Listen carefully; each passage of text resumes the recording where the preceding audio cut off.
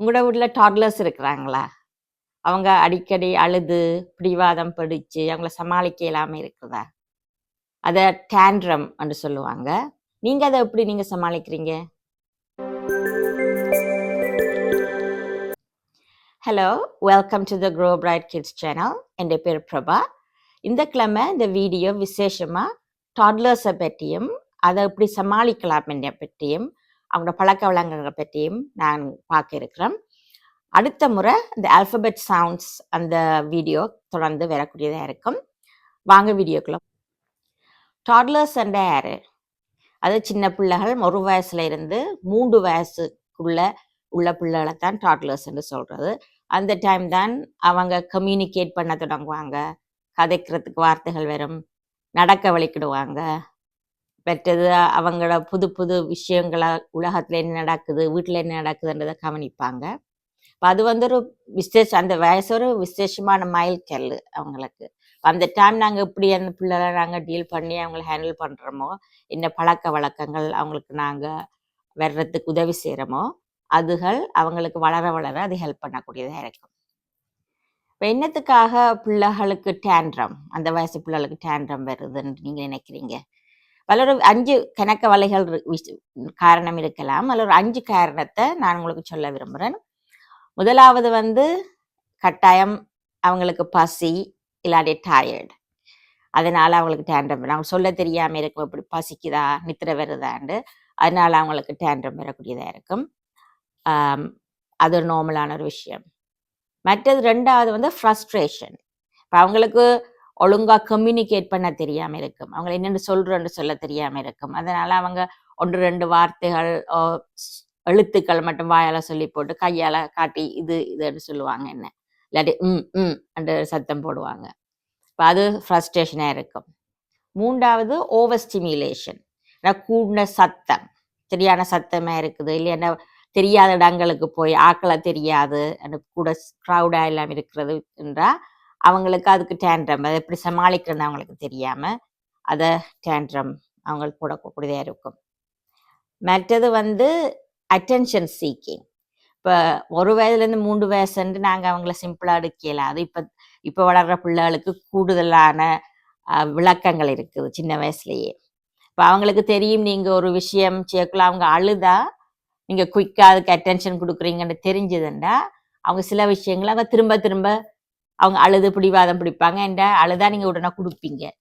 இப்போ நீங்கள் கையில் ஒரு டாய் இல்லாட்டி சாக்லேட் எதுவும் வச்சுருந்தா அது வேணும்ண்டா அழுதா கட்டாயம் கிடைக்கும் என்று தெரியும். இப்போ அப்படியே அட்டென்ஷன் சீக் பண்ணுவாங்க. கடைசி 5வது பவுண்டரிஸ். அந்த பவுண்டரிஸை டெஸ்ட் பண்ணி பார்ப்பாங்க.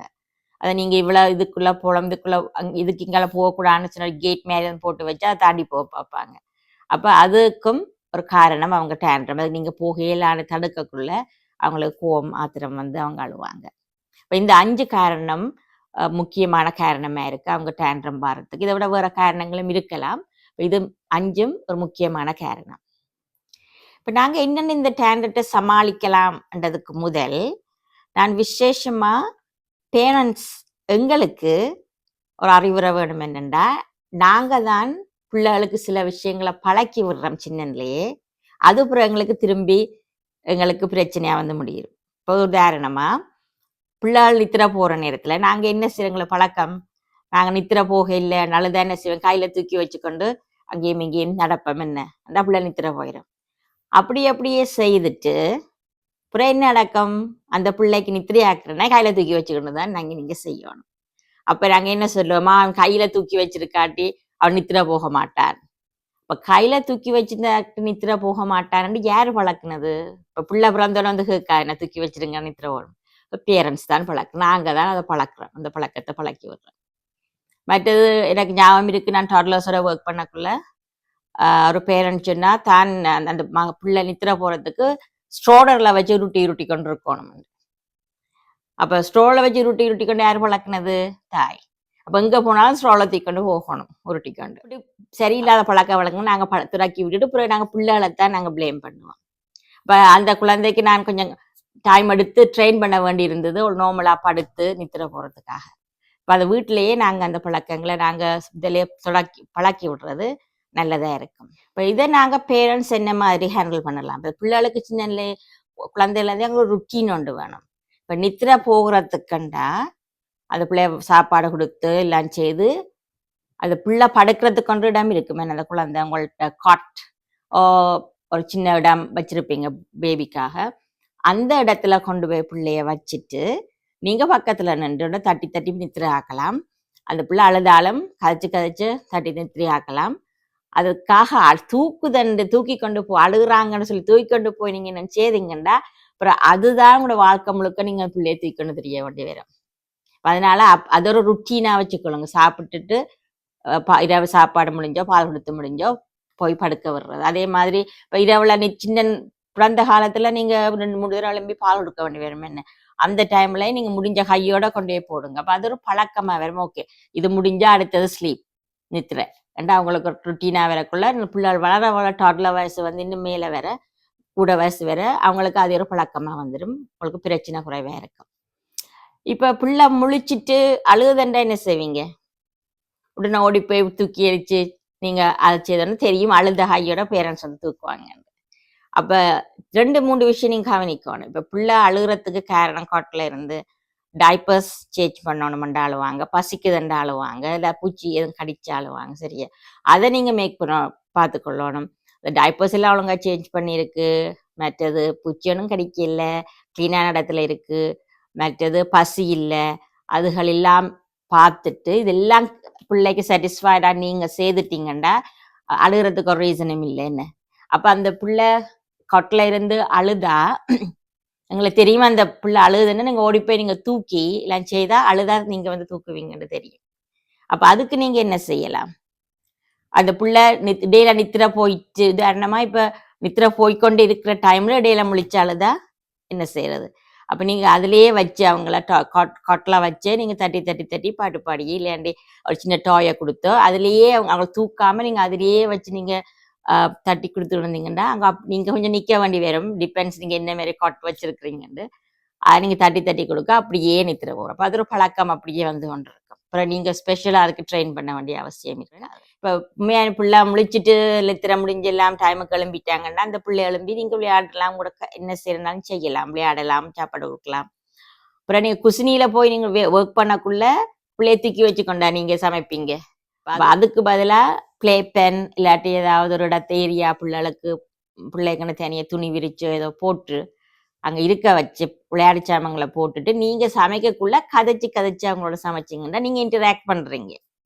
இப்ப பிள்ளைய நீங்க தனிச்சு விட இல்லை, இன்டராக்ட் பண்றீங்க. நீங்க ஏதாவது சமைக்கிற சாப்பாடையோ இல்லையாண்டா கேரக்டர் ஏதோ கொண்டு போய் நீங்க காட்டி அப்ப அப்படி இன்டராக்ட் பண்ணுங்க தூக்காம. அப்ப அது வந்து உங்களுக்கு உங்களுக்கும் லேசா இருக்கும், பிள்ளைய உங்களுக்கு இடைஞ்சலாயும் இருக்காது, பிள்ளைக்கும் ஃப்ரஸ்ட்ரேஷனா இருக்காது, தெரியும் நீங்க இன்டராக்ட் பண்றீங்க. இப்ப நாங்க பார்ப்போம் டாட்லர்ஸை எப்படி நாங்க கேர் பண்ணலாம், அவங்களுக்கு நாங்க ஒரு ஹெல்ப்ஃபுல்லா எப்படி இருக்கலாம் அந்த 5 விஷயம் நாங்க பார்ப்போம். முதலாவது வந்து கம்யூனிகேஷன். இப்ப பிள்ளைகளுக்கு ஃபுல்லா காரியங்களை சொல்ல தெரிய இல்லையண்டா அவங்களுக்கு ஃப்ரஸ்ட்ரேஷனா இருக்கும். அப்ப அவங்களுக்கு தச்சலா ஒரு பிள்ளை மகளோ எதுவும் வேணும்னு சொன்னா அவங்க கையை காட்டி காட்டி சொன்னா நாங்க என்ன செய்யும் எதுன்னு உங்களுக்கு தெரியாம இருக்கும். அப்ப இதா அதா நீங்க கேட்க சொல்லுவாங்க என்ன. அப்ப அது நாங்க அவங்க காட்டுறது அவங்க இல்லையன்னுவாங்க, நாங்க இதான்னு கேட்போம். அதுக்கு பதிலா நீங்க பிள்ளைய தூக்கி கொண்டு போய் ஆளை கூட்டி கொண்டு போய் டிபெண்ட்ஸ் நடக்கக்கூடியதாக கொண்டு போய் காட்டி இதையான்னு கேட்டு அவங்கள எடுக்க சொல்லி அவங்க எடுத்து உங்களை கொடுத்தோடனே நீங்க காட்டி இதா இதுக்கு பேர் கப் இல்லாட்டி பிளேட் இல்லாட்டி ஏதோ அதோட பேரை நீங்க சொல்லி கொடுக்கலாம். அப்ப அவங்களுக்கு சொல்லலாம். அவங்களோட மலையில சொல்லுவாங்க. அப்ப அப்படியே ஒவ்வொரு காரியங்களையும் அவங்க கேட்கிற நேரத்துல நாங்களும் சேர்ந்து இதா எடுத்து கொடுக்காம அதுக்கு என்ன பேர் என்று சொல்லி நீங்க அங்க எடுத்து கொடுக்கறது செய்யறது நல்ல. அவங்களுக்கு அவங்களோட ஒகேபுலரியும் அதுல இருந்து இம்ப்ரூவ் பண்ணும். இப்ப இது இப்படி நாங்க கம்யூனிகேஷன் செய்யலாம், அவங்களுக்கு சொற்களை சொல்றதுக்கு நாங்க ஹெல்ப் பண்ணலாம். 2வது பாசிட்டிவ் ரீஎன்ஃபோர்ஸ்மெண்ட். அவங்க செய்யறது ஒன்றை நாங்க அதுக்கு ஒரு நல்ல என்கரேஜ் பண்ற மாதிரி. இப்ப அவங்க வந்து சொல்லுங்க ஒரு பால் எடுத்து எறிஞ்சா அது பொதுவா நாங்க பேரண்ட்ஸ் செய்வோம் என்ன எறிஞ்சா நல்ல சொல்லி கை தட்டி பந்து எறிஞ்சிருக்கிறாங்க. அது மாதிரி அவங்க ஒரு ஏதாவது ஒன்றை செய்ய முயற்சி செய்யக்குள்ள ஒரு ஸ்டெப் தான் எடுத்து வச்சாலும் அதை நாங்க பாசிட்டிவ் ரீஎன்ஃபோர்ஸ்மெண்ட் நல்லதை செய்யற நேரத்துல நாங்க அதை திரும்ப அவங்க செய்யறதை நாங்க நல்லமென்று சொல்லி அவங்களை கை தட்டி அவங்களுக்கு உற்சாகப்படுத்தலாம். அதுவும் அவங்க அது பாசிட்டிவ் ரீஎன்ஃபோர்ஸ்மெண்டா இருக்கும். 3வது பேஷன்ஸ், பொறுமை. அது இப்போ பிள்ளைகள்ண்டு நாங்க பிறக்குள்ள அவங்களுக்குன்னு ஸ்பெஷலா நாங்க கட்டாயம் டைம் ஒரு வயசு வர வரைக்கும் நாங்க டைம் கொடுக்கணும். திரும்பி பேரண்ட்ஸ் நாங்க எல்லாம் பிஸி என்ன ஓடி ஓடி எல்லாம் செய்வோம். கிண வேலையில ஒரு நேரத்துல செய்யன்னு பார்ப்போம். நாங்க பிள்ளைகள்ண்டு பெத்தா கட்டாயம் அவங்களுக்கு முக்கியத்துவம் உண்டு. அவங்க டைமுக்கு நாங்க கொடுக்கத்தான் வேணும். ஸ்பெஷலா அவங்க சின்ன டொட்லர் வயசுல இருக்கிற நேரத்துல அவங்களுக்கு முழு கவனமா கொடுக்கணும். இப்போ அந்த நேரத்துல பேஷன்ஸ் தேவை. இப்போ நீங்க போற நேரத்துல அவங்களுக்கு நீங்க இப்போ உடுப்பை போட்டு விடுவாங்க, நான் போடுறேன்னு சொல்லுவாங்க. நான் இந்த இங்கிலீஷ் என்ன மீ என்றுவாங்க. இப்போ அந்த நேரத்துல அவங்களுக்கு ஓகே ஒரு கையை நீங்க போடுங்க, ஒரு கையை நான் போடுறேன். இப்போ பேஷன்ஸ் கூட தேவை, பொறுமை தேவை அவங்களுக்கு சொல்லி கொடுக்கறதுக்கு எல்லாத்துக்கும். இப்போ நாங்கள் அவசரப்பட்டோம்டா அவசரப்படுத்தினா அது பிள்ளைக்கு கோவம் ஆத்திரத்தை தான் கொண்டு வரும். 4வது வந்து ருட்டீன். அவங்களுக்கு இப்போ காலம் எழும்பி நான் என்ன செய்யறேன், காலம் எழும்பி இப்போ சின்னல இருந்தே அவங்களுக்கு பல்லு தீட்டுறதுக்கு, வாய் கழுவுறதுக்கு, பாத்ரூம் போறதுக்கு நீங்க ருட்டீன்னு வச்சா அவங்களுக்கு தெரியும் எழும்புனோன்னு என்னென்ன செய்ய வேணும்னு. அந்த ருட்டீன்ல வச்சு இந்த சாப்பிட்ற டைம் எந்த நேரமும் சாப்பிடலாம், எந்த நேரம் குடிக்கலாம்னு இல்லாமல் ஒவ்வொன்றுக்கும் நாங்கள் ஒரு ப்ரோக்ராம்னு சொல்லி டைம் எழுதுறது இல்லை. ஒவ்வொரு காலையில என்ன செய்யறது, காலமை சாப்பாடு, மத்திய விடையில என்ன செய்யறோம் ருட்டீன் மாதிரி உண்டு. நீங்க சிலவள அட் த பிகினிங் உங்களுக்கு கஷ்டமே இருக்கும் புள்ள பிறந்த கையோட. அப்புறம் கொஞ்சம் வளர வளர அந்த ருட்டீனை நீங்க அவங்க காட்டக்குள்ள அவங்களுக்கு தெரியும் என்ன செய்ய வேணும்ண்டு. அந்த அந்த இப்போ ருட்டீன் வந்து கட்டாயம் பிள்ளைகளுக்கு வேணும். படுக்கிற நேரத்துக்கு இந்த டைம் படுக்கிறது, இந்த டைம் எழும்புறது, அப்படியே ருட்டீனை நாங்கள் டோட்டலாக வயசுல இருந்தே செய்து கொண்டு வரக்குள்ள அவங்களுக்கு வளர வளர அது அவங்களுக்கு ஹெல்ப்பாக இருக்கும். 5வது கடைசி வந்து சேஃப்டி, பாதுகாப்பு.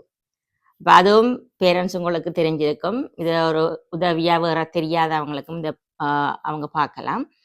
உதாரணமாக நீங்கள் அவங்களுக்கு ஸ்டேர்ஸ் இருக்குமா இருந்தால் ஒரு கேட் ஒன்று போடுறது, மற்றது வெளியே துறந்து பிள்ளை போகாத மாதிரிக்கு கதவுல டோரை கொஞ்சம் ஃபேமாக வச்சு அவங்க துறக்காத மாதிரி ஃபேமாக வைக்கலாம்.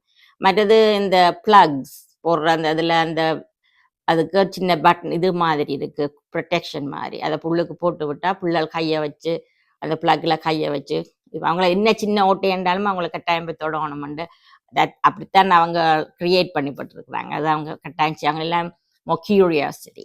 இப்போ அதுகளுக்கு பாதுகாப்புக்கு செய்யலாம். இப்படி பிள்ளைகள் இருக்க என்வாயன்மெண்ட்டை சுற்றி ஏதாவது ஆபத்தான கத்தியோ சின்ன குண்டூசி எதுவும் இல்லாமல் பார்த்துக்கொள்றது நல்ல.